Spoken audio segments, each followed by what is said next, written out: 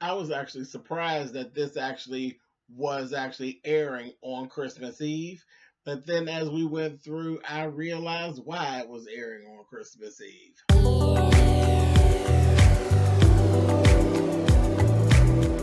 And I'm like, come on through, Cookie. I'm going up on my soapbox. That's basically it. Let's talk about drag and all its forms.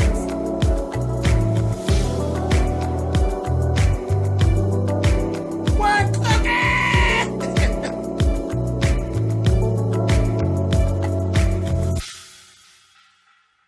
Hey guys, thanks so much for clicking on the video. This is my review for Love and Hip Hop New York Season 9, Episode 5. As I said before, I was really puzzled that they would actually air an episode on Christmas Eve. And because you would figure that on Christmas Eve, people would be busy. Some people were at Christmas parties. Some people were cooking, and at 8 o'clock, 9 o'clock at night, when you're cooking on Christmas Eve, you generally don't have time to watch the show. You're kind of busy at that hour when you're doing a lot of cooking, like family cooking. Um, I don't know if I was on that executive side making those type of decisions, I probably would have pushed for nothing to be shown and not wanting to waste an episode. But this episode, if nobody's seen it, wouldn't be a big deal. But we're going to make the best of it. Before I go any further, for all of you who are actually celebrating the holidays, happy holidays to you. Merry Christmas, happy Kwanzaa, whatever it is that you're actually celebrating. For those of you who don't celebrate anything at all, I want to just give you a happy end of the year and look for bigger and better things for me, or from me, for me and from me, coming in 2019. Now let's get on with this. Again, I'll try to give you what I can. I didn't receive a whole lot from Mona and the gang with this. We start right off with Cyn sitting down with her sisters. Most of the scene was in Spanish. Now I expect this from Love and Hip Hop Miami. I don't know what we're doing here in New York. And of course, there are a lot of Spanish speaking individuals in New York, but they were literally, the sisters were speaking in Spanish to kind of speak around Joe. The whole thing was, when you gonna give her a ring? Who cares? Who cares? She don't really care. She only cared because those sisters were there. She been so busy trying to get dick that she hasn't even had time to think about a ring. Then her goofy behind sat there and said, first comes love, then comes the baby, then comes the marriage, and then you get a carriage. No, dumbass. Why in the world do you get the baby before you get the marriage, then you get the carriage? Don't you need the carriage for the baby? Girl, you stupid. And then she tells him he better take his ass on down to Zales and get her a ring. And he told her, Zales? That's a child.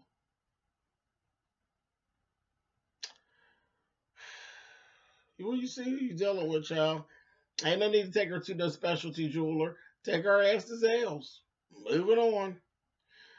I just thought it was just ridiculous. Absolutely ridiculous. And he told her he needed to clean up around this house. That's like one of the bigger things now, is that they're not showing their relationship in a very good light. It doesn't look like they're going to last. If y'all arguing about dumb shit like this, I don't know about Cyn and Joe Budden. I'm like, I hope this is just for the show. And it wasn't even a good idea for the show because it just looks stupid. But anyway, moving on. And it's boring, Mona. It's boring. Moving on. Safaree. He's hanging out with DJ Self. Joe Budden surprises them and he shows up. They're like all happy to see him and everything. Child Joe was actually coming to drop off some more good information for old Safaree. So then we have a conversation. And didn't I tell you to stop fucking being corny? And I thought you had actually received and taken what I had told you and you ran with it. And then I looked you back on social media fussing and arguing again. Why? He said, you getting into these beefs with these chicks. Don't you know and realize you can't win? You literally can't win in a beef, a Twitter war with a chick that's in hip hop. It just doesn't work. It just doesn't work. And this is just not good for you. It's not good for your brand. And I'm like, I don't think Safaree's listening, Joe. What you think? And then Safaree, he ain't say nothing to Joe. But in the confessional, he said Joe got a lot of nerve because his whole career had a resurgence because he was in an argument with the Migos. So now he is being a hypocrite. And I said, well, Joe, not really, but in some ways, you are kind of being hypocritical because you were in a real live battle with the Migos. You were. You were. So that's kind of going against what it is that you telling him. You got to practice what you preach. You told him, don't be in an argument with the chicks of hip hop. And you were very much in an argument with the chicks of hip hop. Catch. Moving on. Okay. So,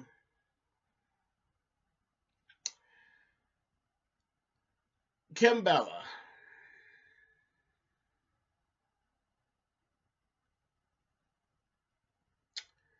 Kimbella talks to Juju.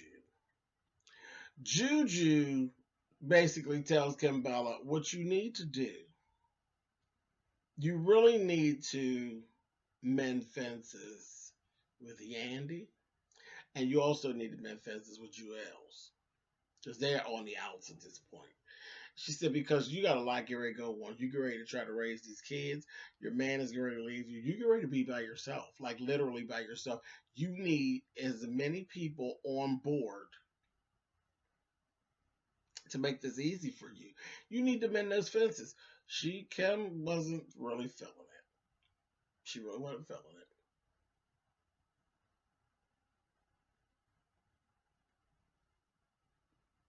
She's really standing firm on this thing about Yandy, and she swears that Yandy, it's her main thing. She goes into all the things, and it was this, and it was that, and it was this. It was a whole lot of little things that led up to the demise of the friendship. But the one thing for me that I keep hearing and sticking out, you all tell me in the comments if y'all are seeing this. The thing that she's hanging on to, she does not want to be a part of Yandy's little game she plays where everything is done for a look. Everything has to do with how it comes across to the public. Everything is done for public consumption. Everything she does, any moves she makes, it's always filmed and placed on social media, for the onlookers. So everything's done for public consumption. And she's like, I don't want to be your friend if that's, mending the friendship is going to be done to make you look good on social media. I don't want to be a part of that. And she keeps saying that. Now I'm laughing because sometimes in their sings together, their sings are literally for public consumption. And y'all got to do a little better job with the acting because y'all be damn near in tears at some points where y'all get ready to laugh. I said, come on, y'all. Y'all got to do a little better. Who is doing these acting classes? But come on. But again, the Kimbella story and Yandy is getting old and tired. Kimbella and Jewels is getting old and tired. Man, I hope you're paying attention. I'm completely tired of Cyn and Joe Budden. And y'all know, I think Joe Budden is real, real cute. But we're going to have to figure out another reason for me to see Joe Budden. Because the whole thing with him and Cyn, it's become very tired. I am more entertained seeing him being frustrated with the fact that Safaree don't fucking listen. I'm finding myself more entertained with that than his actual home life. Watching him walk around the house and pick up clothes and wigs and shit off the floor that you could tell just were thrown over there on the floor is just ridiculous. But anyway, child, do better. Moving on. So then we see Jonathan and his sister actually sit down together. And now we're talking about, we've already gone through with Jonathan about, life with his mother and all of that, and her not accepting his gayness. Well, now we're talking about life with his father. His father died, I think, when he was 8. But before that, his dad was very supportive. So his dad was the complete opposite of his mother, is what he's saying. And then the dad died, and he feels as though there was a void there, and he never recovered from the void. So now he's saying this is the reason why he's having some of the problems that he was having, and we didn't know, but he had been battling with anxiety. He was forming an addiction to the pills, and he was taking them with liquor. So he has literally let go of the pills and the liquor, and he wants to deal with what his demons are, and as well as deal with the death of his father. He needs to go and patch up all of the little things that have gone on with him and his friends. He wants his friends, and that's that. So we actually got a scene where Jonathan pulled everybody together, and he basically him and Kimbella made up. They squashed their situation. Him and Juju squashed their situation. And then Yandy actually received a phone call from Mendices. And he was telling her, get your ass out there and make up with Kimbella. Period. Get your ass out there, make up with Kimbella. Damn all of that. It is what it is. Get out there. So Yandy actually shows up. Yandy was a little bitchy on the scene. She was there. She's a little bitchy. And then she actually ends up pulling Kimbella to the side, and they end up talking, and it went absolutely nowhere. And Cabela just told her, girl, again, until you get your shit together, and I feel as though it is genuine, I ain't fucking with you. I'm not doing this shit for public consumption. And I was like, just like you're not having this argument for public consumption, but okay, whatever. No problem. So then we actually got to see old Mariah Lyn. She ain't blonde no more. She's not blonde no more. Now her hair is black, which I do not like. I do not like it. I mean, she looks a whole lot neater than she used to. She looks better than she used to. Each season, she's getting better and better. Her money's, what a difference a day makes. Money does make things look better. And in this case, Mariah Lyn. But I don't like that dark hair on her. I think it's too dark. I really do. I actually enjoyed her when she was wearing light blue hair and pink hair and her hair being blonde. It works for her because like icy hair works for Mariah because Mariah really does have beautiful icy blue eyes. So icy types of hair works for her. I don't like that dark hair. That dark hair gives her a very witchy um it's a very witchy look, and it doesn't come off as vampish. Now I like a vampish woman, but she doesn't do vamp well. Vamp on Mariah Lyn just reads as whore. So I don't like that dark hair on her. She's given, Crystal Ball Bandit or Corner Stander, and I don't like that on her. I need her back in some type of an icy tone upside her head, honey. I can't do that old black ass hair. But anyway, so it was Mariah Lyn hanging out with Naya and Cyn. And see, we're just throwing Cyn into these scenes. It's like, but she says she wants to do music, and Joe is kind of blowing her off. She's very nervous about doing music because Joe is out there, and Joe is so critical of other people's music. She thinks that people are going to be very, very critical of her. And child, trust me, you attached to Joe, they're going to light your ass on fire. If you release something, bitch, it better be some shit that's on Cardi level. Don't come out with no monkey shit. Do not come out with no money shit. Not money shit, Lord. See, and I wasn't even. That was not what was supposed to be coming out. But if you do come out with something, you better be like money bag, money bag, money bag. Yeah, something like that. It better be on that level. I guess that's why that whole money thing, Cardi, that whole thing. You better come out with something like that. It has to be really hot. It has to really hit the street hard and have the kids going up for you. It can't be no old monkey random stupid shit. You know, ABC and 1 2 3 and my name is Cyn. Look at me. It can't be nothing like that, girl. That's not gonna work. They're gonna eat your ass alive, and that ain't even due to you. That's really due to Joe. So you gonna have to really, and maybe that's why he's holding back because he ain't got nothing for you, or he don't think you're ready just yet. But she says she's taking some vocal lessons and stuff. So whatever, girl. I wish you the best, girl. Please, something other than having a dirty house and wanting dick and a ring from Zales. Anyway, moving on. So they're all hanging out. Mariah Lyn actually is saying, and that was the one thing. Girl, why are you discussing your home business with Mariah Lyn? And she already telling you already know she has a little bit of a problem with Joe. So why are you discussing your personal business? That's gonna come back to bite you in the ass later, I believe, because Mariah, Mariah is some things you can keep yourself. Um, then we found out DJ Self and Naya have a beef, and he won't play her music and stuff. He doesn't play her music and stuff. Later on, we actually see Self. He basically admits in his confessionals that no, he doesn't really play her music. He don't really fool with her.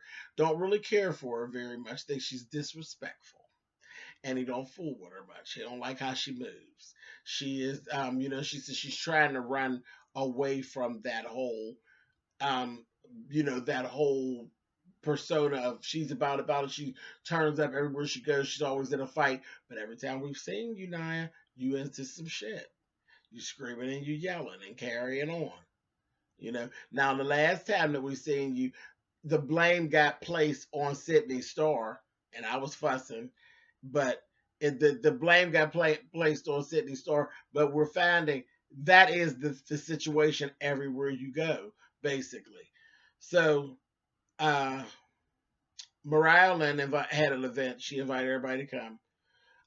Jacquay was there, and Safaree came, and there was all Jacquay was like, "Oh hey, the Safaree's like, fuck out of here." And he's like, "Really? Like, what's up? We ain't cool." And Safaree's like, "No, I mean that shit that you saying, and you didn't deny saying it. That shit is damaging. I mean, you are out here in these streets saying that I'm trying to commit insurance fraud. Man, like you had me thrown in jail. Are you crazy? Yeah, I got a problem." So Jaquay finally said, "I didn't say that. Like I didn't say that. I didn't say that. Cayenne is not telling the truth." So Safaree accepted it and accepted the apology, and accepted he wasn't doing it and that maybe Cayenne was just lying. He's trying to start some trouble. And then we had a whole meetup with Self and Naya. And I'm like, okay, so on this program tonight, everybody has all made up and all their altercations they made up. Baby, that DJ Self with his bitch like self, honey, was given. No, I ain't making up with her. He was standing his ground, and the next thing I know, Honey Nia was telling a story about being jumped and this, that, and the other, and how much trouble she's having, and she not that person, and this, that, and the other, and then telling him, "You're not going to just do me any old kind of way," and this, that, and next thing I know, she done got up and stormed out. That's it. So again, you end up leaving in a huff after making a scene. I said, "Girl, I don't know what to tell you.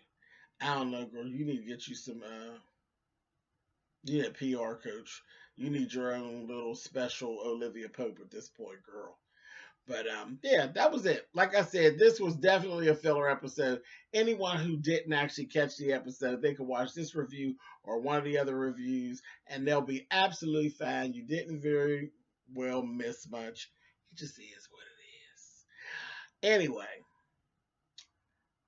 on to presents and cake, cookies, pies, turkey, and whatever else y'all are going to do for your off days that you're going to have here. For those of you who don't celebrate, off to a little bit of rest that is well deserved.